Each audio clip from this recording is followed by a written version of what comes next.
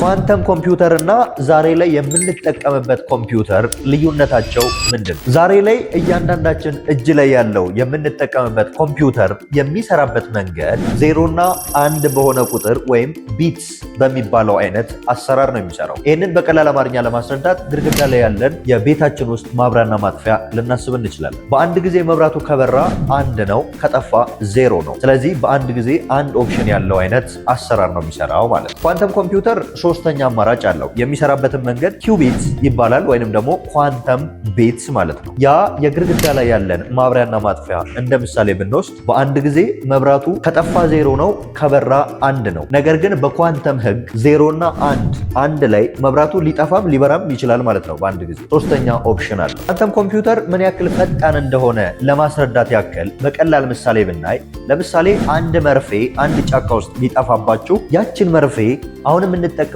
በጣም ፈጣኑ የሚባለው ኮምፒውተር እንዲፈልግልን ኮምፒውቴሽናል ፓወሩን እንዲጠቀም ኢንስትራክሽን ብንሰጠው እያንዳንዷን ዛፍ ቼክ ሊያደርግ ይችላል። በኳንተም ኮምፒውተር ግን አጠቃላይ ጫካውን በአንድ ጊዜ ቼክ የማድረግ አቅም አለው ማለት ነው። ኳንተም ኮምፒውተር ዛሬ ላይ የምንጠቀምበት ኮምፒውተር እንኳን ሊፈታቸው ሊነካቸው ያልቻሉትን ብዙ ችግሮች ይፈታል ተብሎ ይጠበቃል። ለምሳሌ በጤናው፣ በኬሚስትሪ፣ በሳይበር ሴኩሪቲ፣ አርቲፊሻል ኢንቴሊጀንስ፣ ኤሮስፔስ ኢንዱስትሪን ጨምሮ የተለያዩ ነገሮችን እንደ አዲስ ይፈታል ተብሎ ይጠበቃል። ለዚህም ነው የወደፊቱ ዓለም የኳንተም ነው የሚባል።